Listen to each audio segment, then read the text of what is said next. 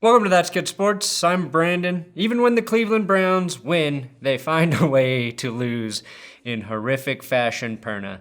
Myles Garrett has been suspended indefinitely because of his strong curiosity to determine what the inside of Mason Rudolph's skull looked like. Football is an inherently violent game, and people eat that shit up. And when 60 minutes of violent activity turns into more violence, I'm not shocked. As John Elway once said, heroes, no matter how you spell it, are football players, no matter what they do.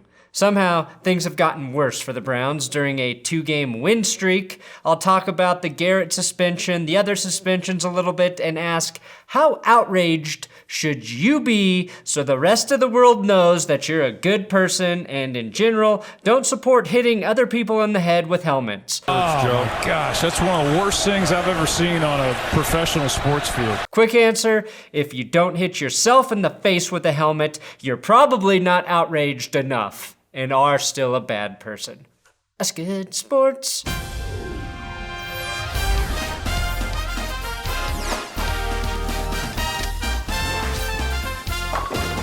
Please subscribe to this YouTube channel. I would appreciate that. I do football videos here pretty much every day. And we saw a helmet, which is designed for safety, turned into a weapon. You don't want to see that happen, and you especially don't want to see that happen with something that is designed to safely trim your balls. This episode sponsored by Manscaped. And not trim your balls, trim the hair on your balls. You wouldn't want to I love every product Manscaped.com has, especially the Lawnmower 2.0 for safe pube trimming. But I also love their replenishment plans. I just received my replacement head for the Lawnmower 2.0 on my doorstep. Use my promo code GOODSPORTS when you sign up for your replenishment plan, and you will get free gifts with your deliveries. This month, I got an exclusive plow razor. Just know, with the replenishment plans, you always get the best deals Manscaped has to offer price-wise. You can cancel anytime, and you choose the frequency of your delivery. They've made it incredibly easy. All you have to do is sit back and wait for your Manscaped products to arrive. Use the link in the description or my promo code GOODSPORTS for your Manscaped discount.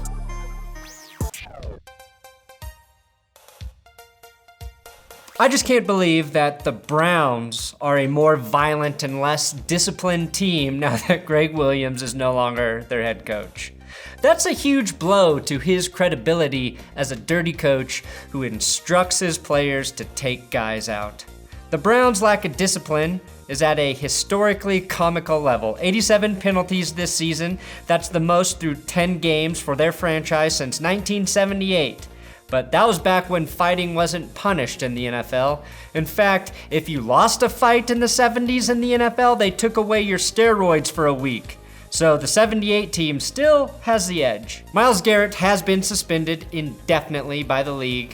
He cannot return this season for sure, and we'll have to meet with Goodell for reinstatement at some point. The Steelers and Browns were each fined $250,000 as organizations. Mason Rudloph apparently has been fined, but not yet suspended. Larry Ogunjobi suspended for 1 game. Steelers center Maurkice Pouncey suspended 3 games.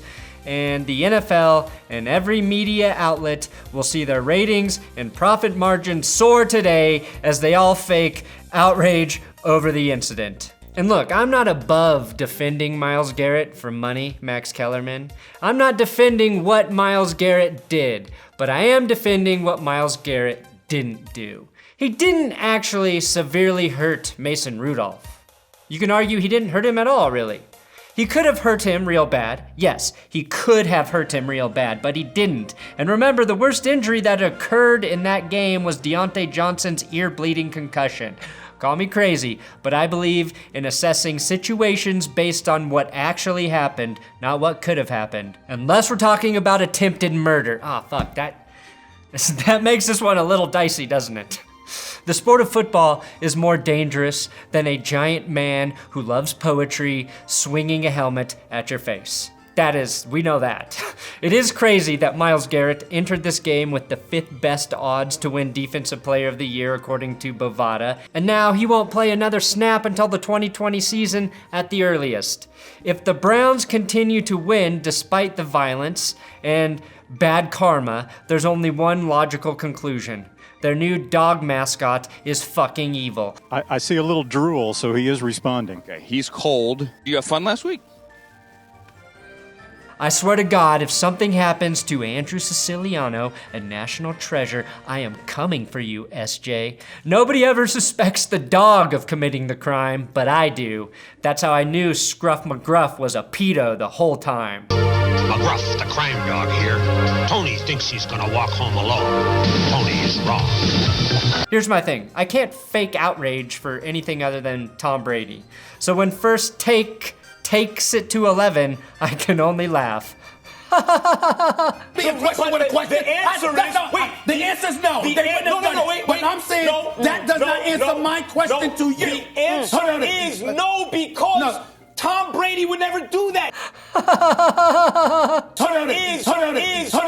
Tom Brady would never start a fight like that. They are correct. And if Myles Garrett did that to Tom Brady, our country would not be divided today. He'd be the most liked and supported player in football.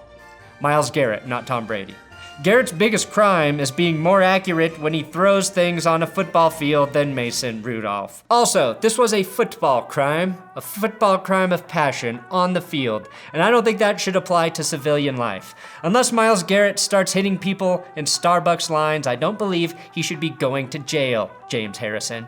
And for more on that subject, let's go to our legal expert in the field, one OJ Simpson. What bothered me a little bit, I gotta say, was hearing all the announcers become prosecutors and talk about criminal activity and prosecuting and all of that, and claiming they never saw this before. Come on, anybody who's been around football has seen this. We've seen it in training camp. It's hot. Linemen, 2-3 days a week get in a fight. The first thing they do is trying to take the other guy's helmet off.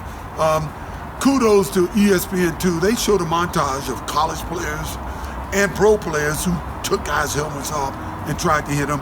And Ryan Clark and Marcellus Wiley, love what you guys had to say. The hypocrisy today on Twitter and in the sports talk world was thick. It was so thick. We have adults yelling about who started this fight to justify Myles Garrett's actions. People want Mason Rudolph punished for trying to rip Garrett's helmet off and maybe kicking him in the nuts. Mike Pouncey is a hero to Steelers fans for defending Rudolph's honor with violence. It's all a big mess where everybody seems to be a little bit wrong. But then I saw some logic. Mason Rudolph deserved this for having 2 last names. And then another person claims Myles Garrett deserved it for having 2 first names. So which is it? Both guys bring up pretty valid points. Can't argue either of those things. It's a very big gray area with names and who deserved it because of that. Honestly, at this point, I'm just glad nothing happened to Taki in this game. Coming up, Mac Wilson and Taki. Hot Cheetos and Takis. Hot Cheetos and Takis. Hot Cheetos and Taki. Look, NFL Films has already glorified and laughed about this type of behavior. It's more fun in how the rule got put into place. 82 is the year of the helmet.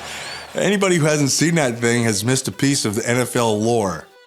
That was when Lyle got mad and ripped his helmet off and started beating the Chris Ward with it. And I don't know why he got so mad. And then they initiated that Alzado rule. Rule 12, Section 2, Article 15.